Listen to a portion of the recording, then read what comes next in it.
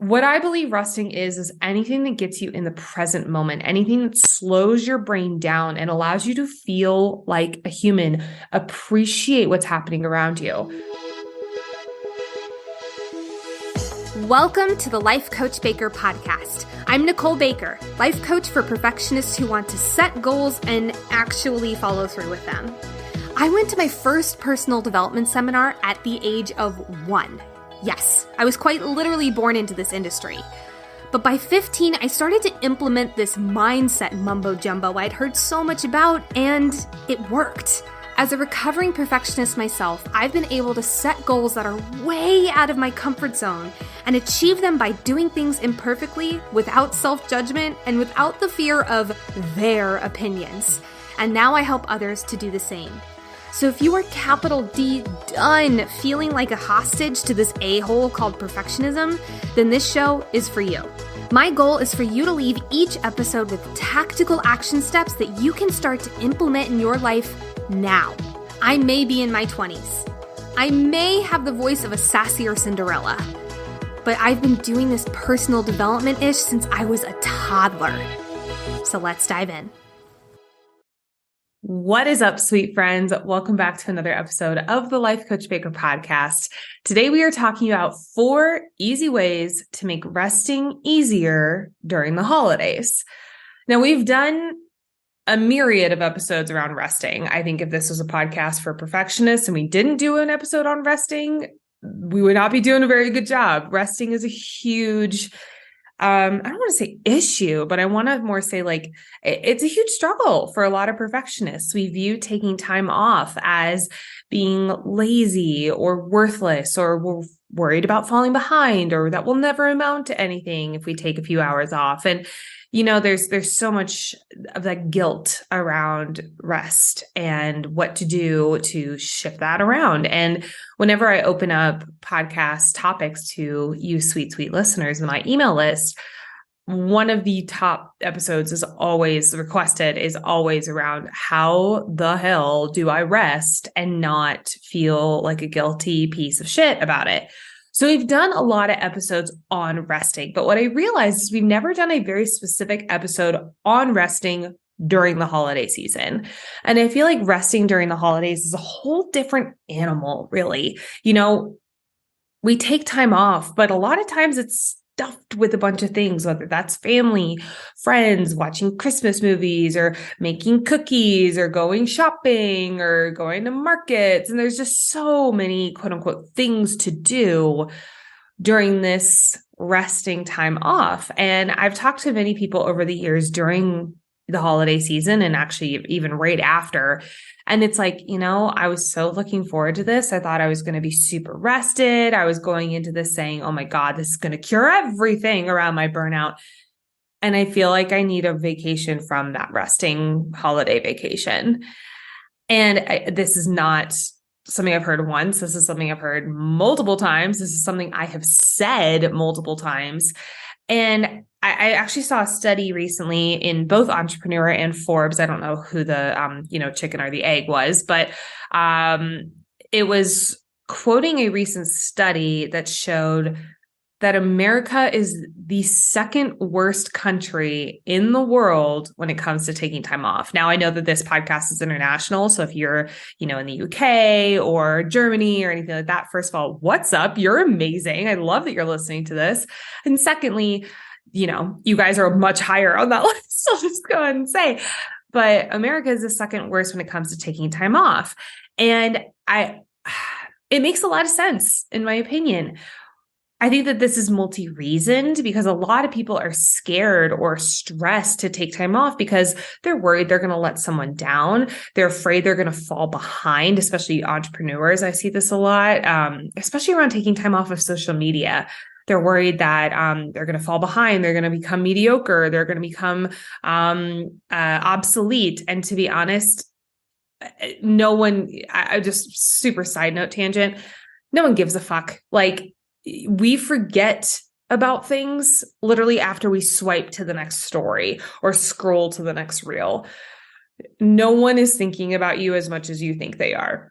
And that's actually, I'm not saying that to be like, no one thinks about you, man. I'm saying that to be like, let it go. Like, let yourself free of that stress and depression you're putting yourself under.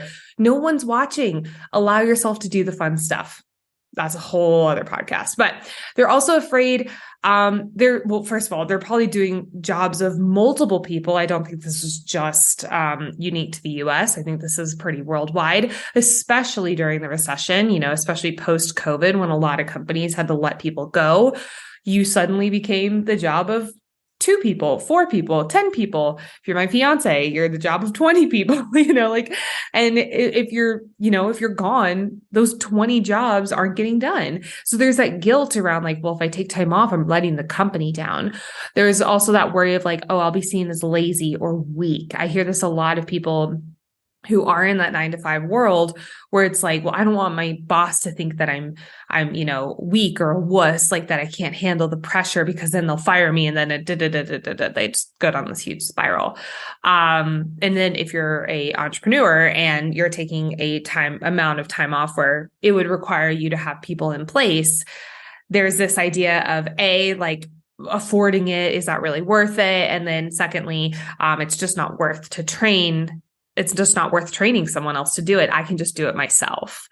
And then it just, again, goes down this huge spiral. So during the holidays, I feel like it's very unique because it's a time that pretty universally, I won't say 100% of the time, but a good 90% of us take a chunk of time off during this season. But what we normally do is we fill it and we stuff all this time with a bunch of productive tasks, whether that's, holiday shopping, making cookies, going to market, so on and so forth. We just stuff it with all this stuff to do that we're like, oh, I've been waiting the whole year to do this. But then because we're so in planning mode, because we're so in what's next, we tend to never be present, which is what actually gives us that like rest reboot. If I had to boil rest down to anything, it is what gives you permission and gives you an immediate return on being present. So I'm going to say that again, because I think that this is really important, because a lot of people think resting is like, oh, well, I'll take a bubble bath with a glass of wine and, I'll be rested. But you spend the entire bubble bath thinking about all the things you could be doing that are more productive, or your to-do list for the next day, or what needs to happen between now and the holidays for the kids, for the nieces, for the aunts, the uncles, whatever. And then you're not rested. You end that bath and your shoulders are like up to your ears and you're, oh my God, I'm so stressed. What I believe resting is anything that gets you in the present moment, anything that slows your brain down and allows you to feel like a human, appreciate what's happening around you. I have felt present and rested after going to a Christmas market.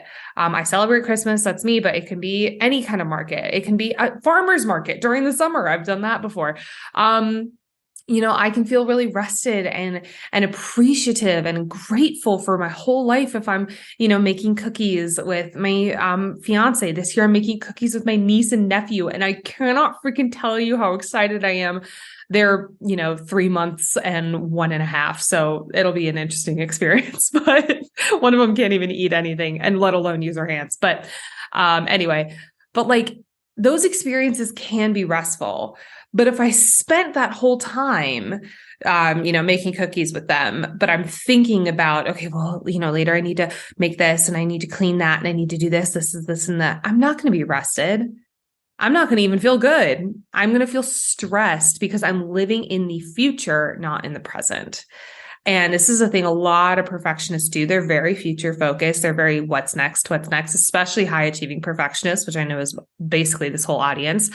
So this is a very unique time of year. And so I want to do this episode mainly so that we can talk specifically about like the holidays time of year, because I think that some things are going to be very similar, but some things are going to be a little bit different. And also, it does take a little bit of pre-planning some of this stuff. And that's the reason we're doing this in the middle of December and not towards the end. But I want the blanket statement of this podcast episode to be just, I don't want to say stop putting pressure on yourself, because perfectionists, I get annoyed when people tell me that, because I'm like, oh, really? Like, how do you do that sometimes. Obviously, I've done a lot of research, so I do know how to do that, but I know universally that's not something that people can just like, oh yeah, okay, I'll stop putting pressure on myself.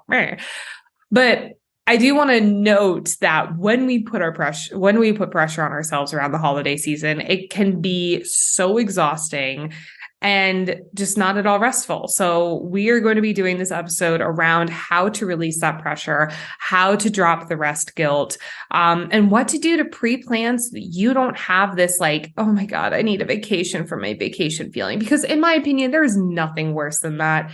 Coming back to work and feeling more exhausted than you left. No. And also I'm doing a lot more research lately on the, I'll say European way of thinking. I know this is not just European, but I think it's really glorified in Europe. So I'm going to just highlight that, of this like work to live and not this kind of Americanized live to work. And to be honest, this is something I'm still figuring out how to balance, especially in the winter. I feel like in the summer, it's a lot easier, especially I'm in Colorado. I'm very fortunate to be able to like, drop my stuff and go put on some hiking boots and go be in nature. Like I'm very fortunate. In winter, it's a little bit different. Like it's, 20 degrees outside and very cold. So, I want you all to keep that in mind that like, this is a weird time of year, but these next 4 things are going to help you set yourself up so you're actually ending this time feeling like, wow, I feel really good. I feel refreshed. I feel ready to kick off 2023. So, number 1, plan your days ahead of time. I hesitated to put this as number 1 because I know some people here are like, they hear the word plan and they're like, oh God, like why? But let me tell you why and why I think that this is very important.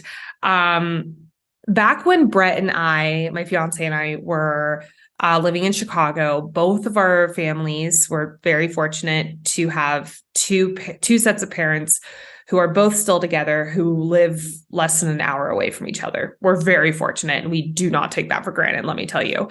But when we lived in Chicago and we were down here for, a week, we would have to plan out every single day to the second because we needed to make sure time was evenly split between the 2 families because we didn't want one to feel more special than the other, yada, yada, yada. But we also wanted to make sure like, okay, we know that time can get away from us.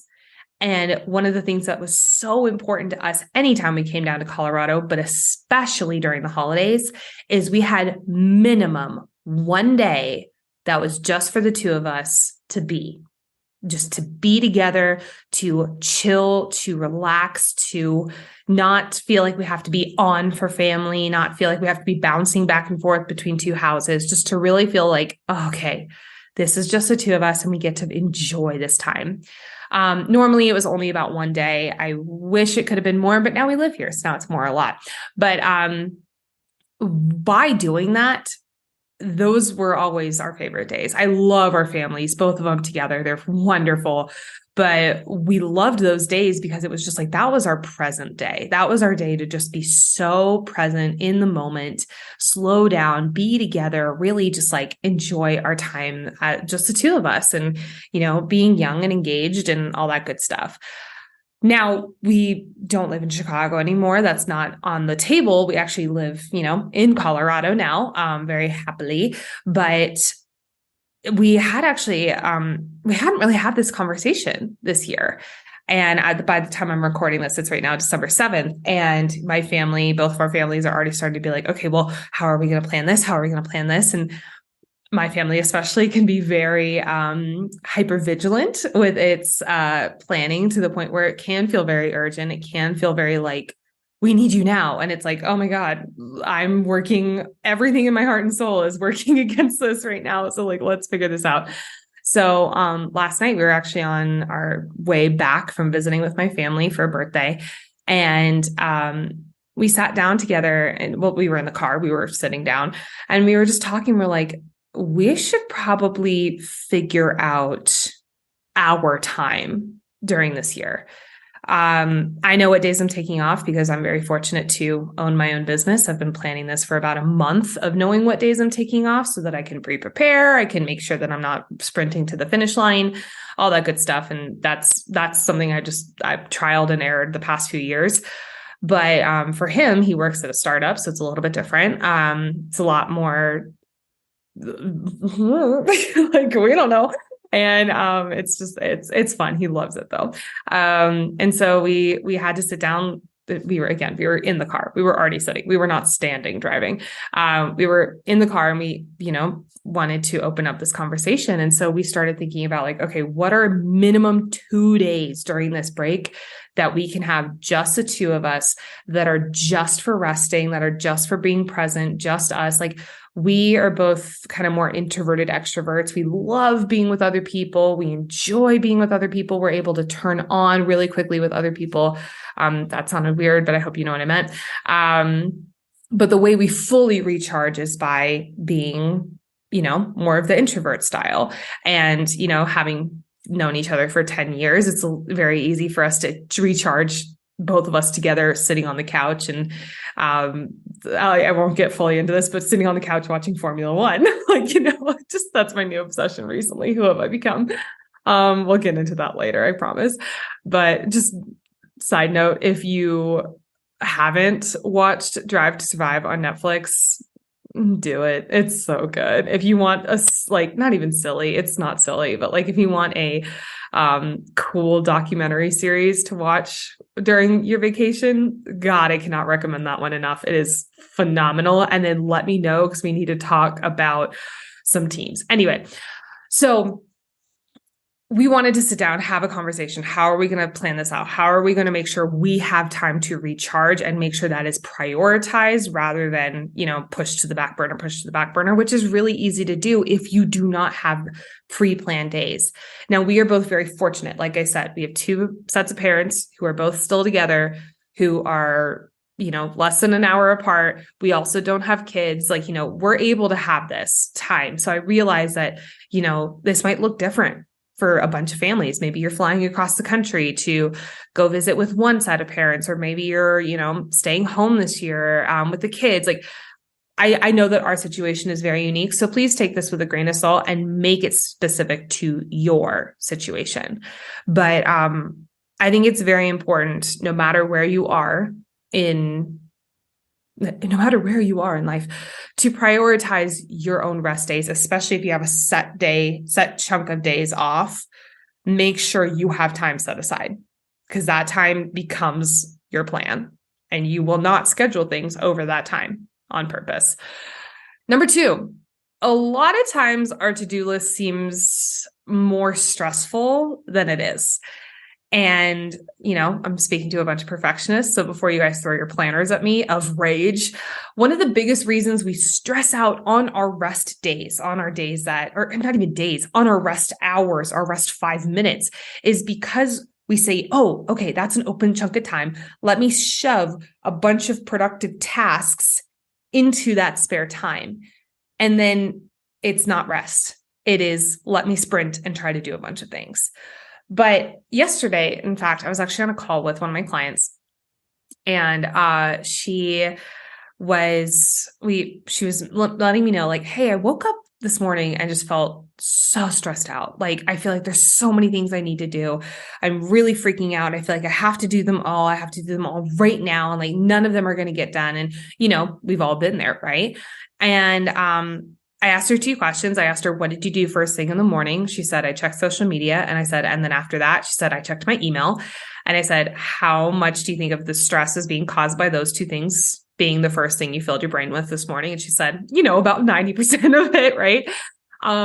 But then we also went through her to-do list. So I gave her, 2 to 5 minutes. I can't remember, but, and I just had her write down everything she needs to do, because also this was mostly up in her head. It was not written on paper. And I'm not saying write your to-do list on paper and your whole life is cured. In fact, sometimes it's the opposite, but, I had her write it all out, every single thing that was filling her brain that she felt like she needed to do. Right. And then I had her go through and rate everything on a scale of 1 to 5. 1 being, this really doesn't need to happen right now.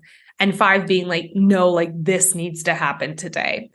And so we rated everything on a 1 to 5, and some things were, a 1 or a 2, and then some things were a 30, like things that were really, really important, right?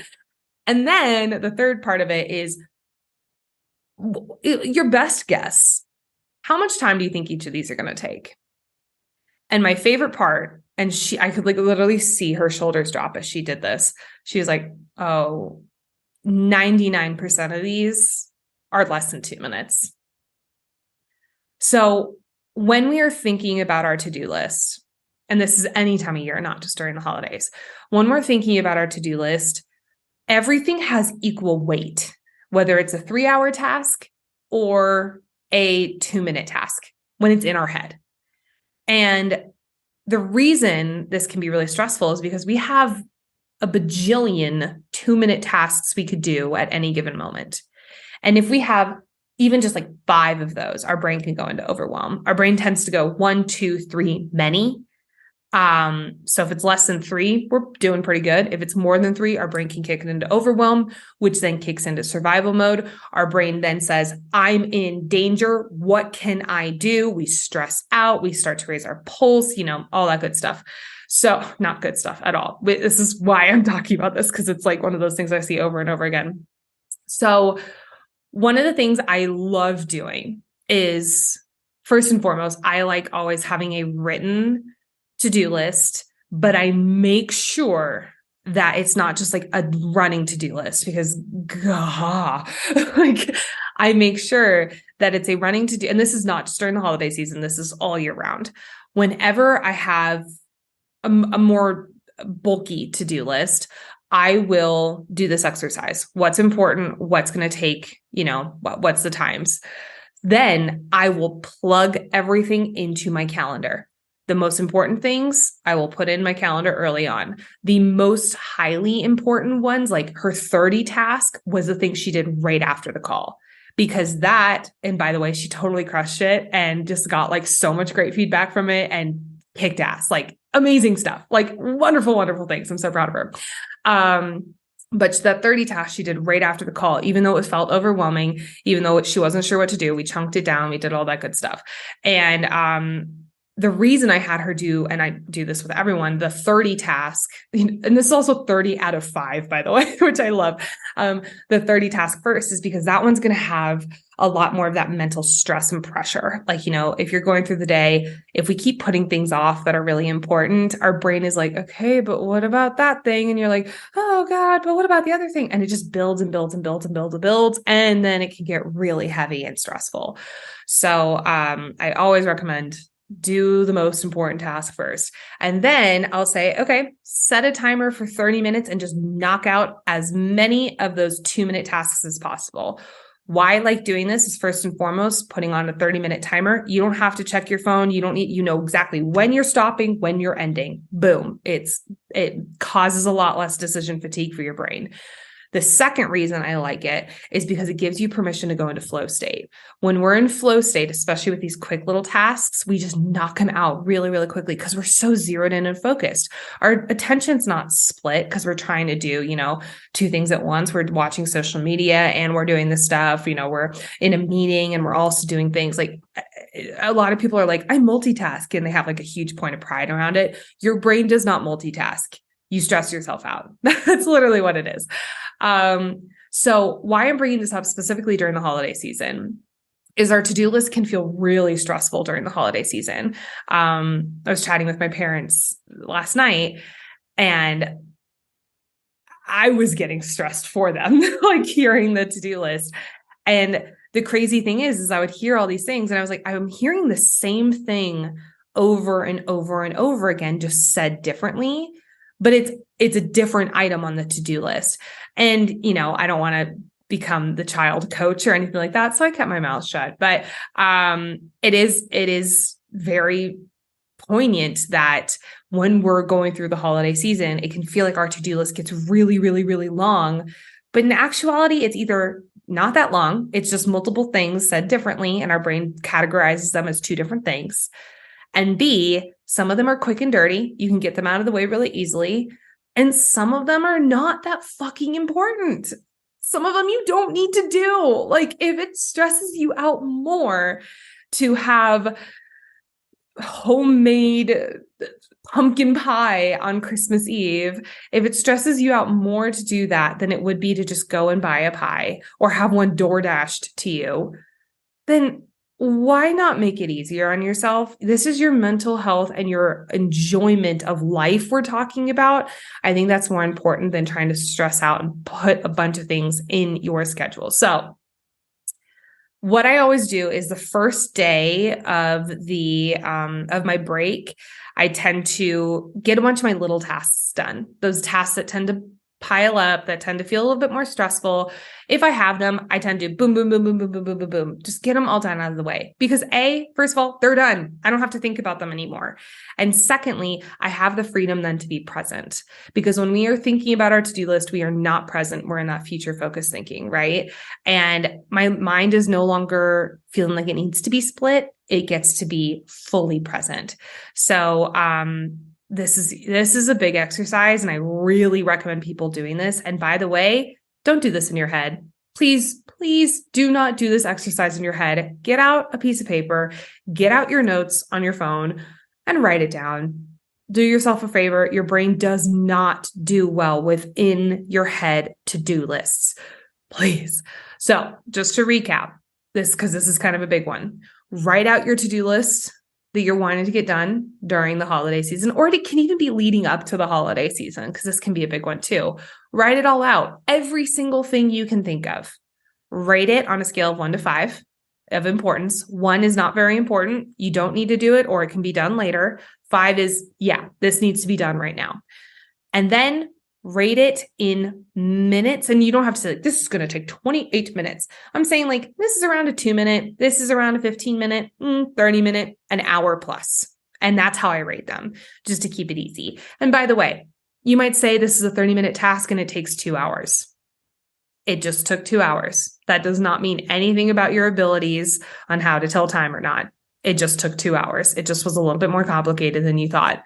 You're a human. Let yourself be a human. Then plug them into your schedule. Know when you're going to do them, because when you do that, it takes away okay, but you need to do this, but Nicole, remember you have this thing you need to do. Remember your to-do list. When we're going throughout our day and we don't have something scheduled in, our brain is like, hey, remember this thing. Don't forget this thing. And it actually causes us a lot more stress. And again, that split mind than we want. So by plugging it in and saying, okay, Thursday afternoon at 3 p.m., I'm going to do this thing. My brain's like, oh, okay, cool. I don't have to think about it until then. And it's amazing. It's wonderful. And last but not least, please do this on a piece of paper or on your notes on your phone, preferably a piece of paper, just because then you can cross it out, you can move stuff around, all that good stuff. If you've been listening to the show, or if you're just a living, breathing person in the 21st century, odds are that you're a perfectionist. But did you know that there are 3 different types of perfectionism? After working with perfectionists for the past 2 years and being one myself for longer than that, I would have to be an ostrich with my head stuck deep in the sand to not realize that there are different styles of perfectionism, each one with their own self-sabotaging patterns. To find out which perfectionist type you are, plus learn helpful next steps that will get you out of those patterns of self-destruction, take the free quiz by following the link in the show notes or by going to lifecoachbaker.com/quiz. Now, on to the episode. Number 3, watch what you're consuming during the holiday season. So one of the most powerful questions I ask my clients, I think this is full stop. One of the most powerful questions I ask, especially my overachieving clients, is why do you feel guilty when you rest? And normally they'll reply with something along the lines of, because I feel like I'm falling behind, because it feels like everyone else is doing something and I'm not.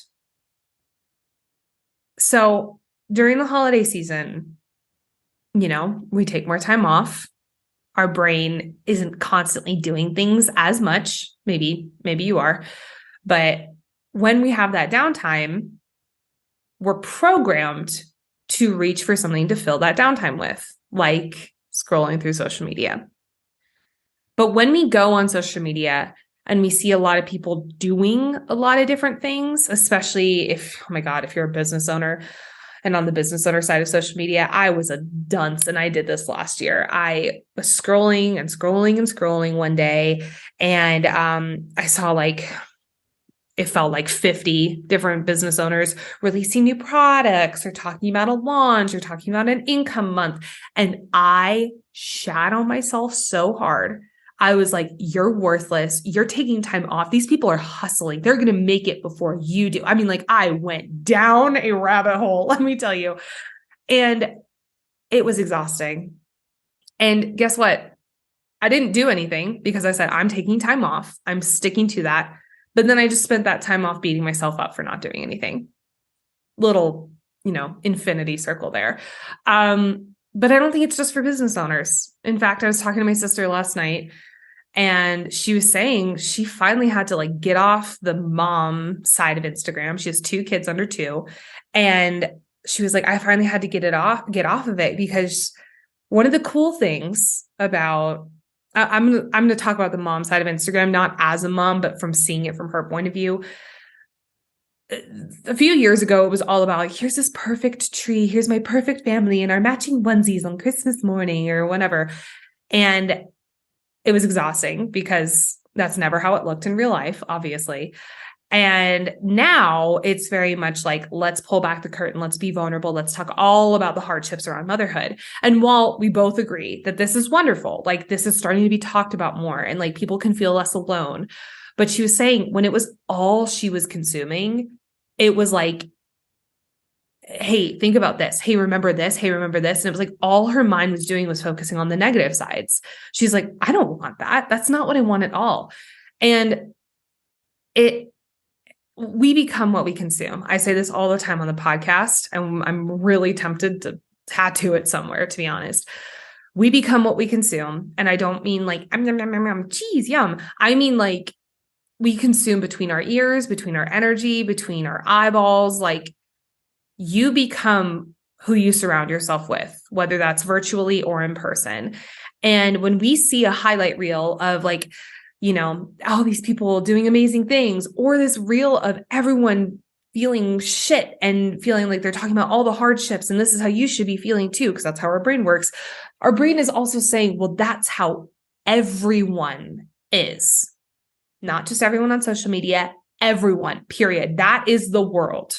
Our brain is very black and white. It is very easily manipulated. I'll say that because it is very easily manipulated by saying, here's 5 people making a course. Everyone's making a course. You should be making a course because you're falling behind. Oh, I got chills saying that because honestly, it's so real. I see this all the time. And to be honest, I need to still catch myself on this sometimes because it's just so ingrained in our society to be on social media all the time. So one of the things I love to do around the holidays, and honestly, I've started doing this a lot more this year, especially as I've really kicked into high gear my research around productivity and what does healthy productivity and rest look like within highly successful people, because it's very different, I feel like. I love listening to books about high achievers and really successful people in the areas of health success or wealth success or fulfillment success, whatever, fill in your blank here. But I love hearing them talk about the extreme importance of resting and slowing down. And because again, we become what we consume. These are some of the highest achievers in life, the most fulfilled people, the most successful people, the people who, to be honest, I really aspire to live up to, but they are talking about the importance of rest. And it's a lot harder to find than I thought it would be, to be honest, but this is not by accident. I don't think it's by accident that these people are incredibly fulfilled and happy and they prioritize resting in their life. And I like to watch that and listen to that because it shapes how my brain can view what my resting time is. There's this whole thing in our brain, especially as high achievers, that says, well, if I'm resting, that means I'm not achieving. And if I'm not achieving, I'm going to fall behind. I'm going to be worthless. I'm never going to amount to anything.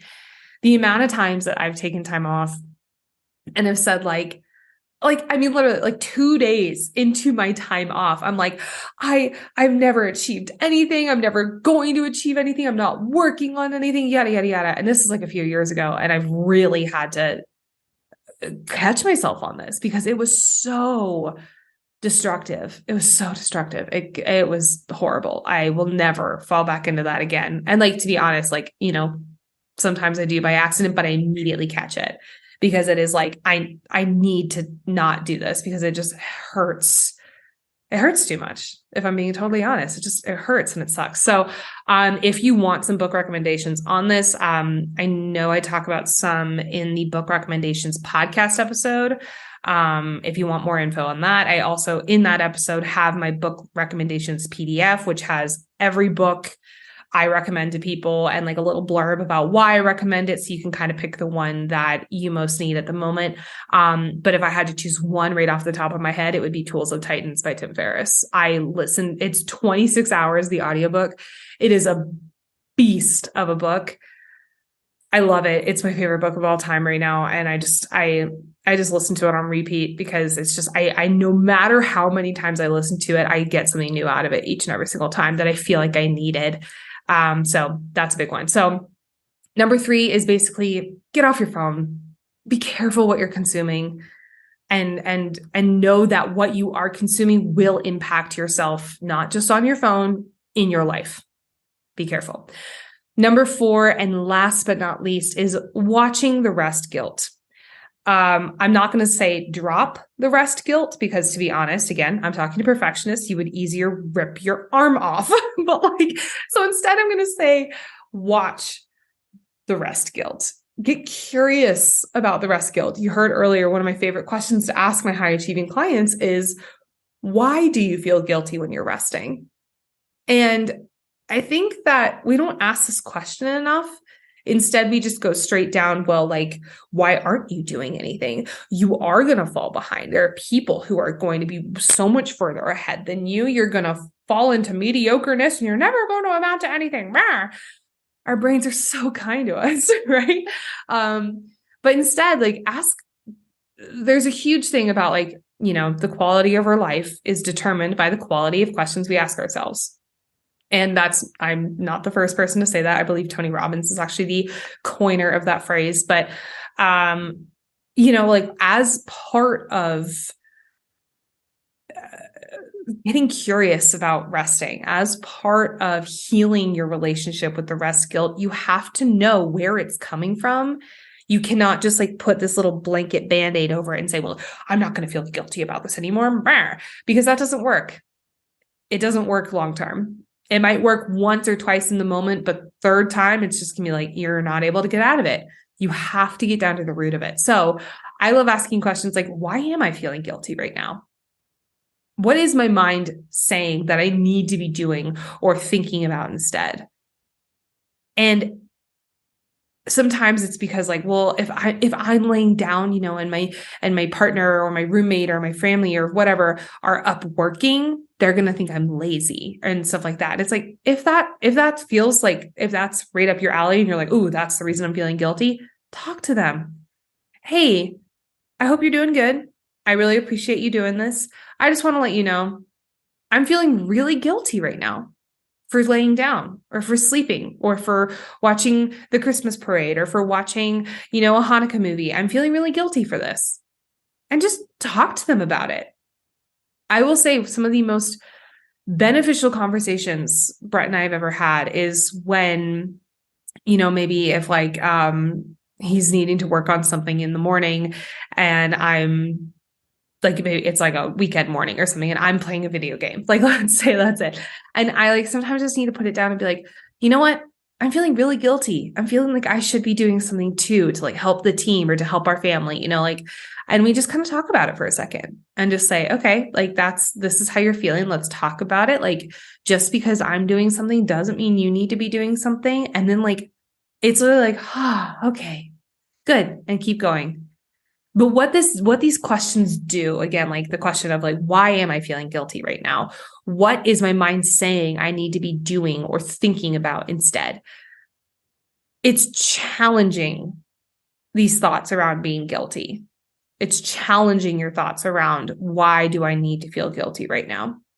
And that's when you start to see that real change happen. And sometimes, again, like we talked about earlier with the to-do list, if we just ask this question in our head, our brain is going to be like, no, you don't open that Pandora's box. Nope. Don't you? Nope. Okay. I'm going to think about something else instead to distract you, so you don't have to think about this. This is best done as a journaling exercise, if I'm being honest, and it's worth it. It's so worth it. So worth the time. Some other questions I enjoy asking myself, and I'll just kind of blow through these, but feel free to go back and listen to them again if one strikes a chord with you. Why do I feel like I need to work on something right now? Why do I feel like I need to work on something right now? That is worded very specifically. Are they really mad at me, or am I just following a story in my head? Interesting. What if I talked to them and said, this is how I'm feeling? Again, I mentioned that a second ago. What if I allowed myself to enjoy this moment? What if I allowed myself to enjoy this moment? This is one of those beneficial what if questions that we so rarely ask ourselves. And that's number 4. So I hope that this was helpful going into this week.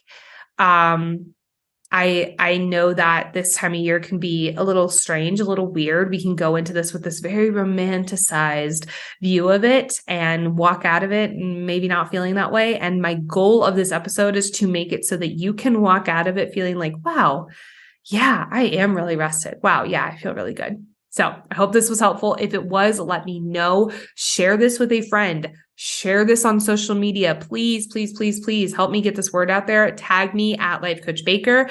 I want to give you a big virtual hug if you share it on social media. And also, if you have not already, please take 2 seconds. It takes 2 seconds to rate the podcast on whatever platform you are using, whether it's Apple Podcasts or Spotify. They now have ratings. Woohoo!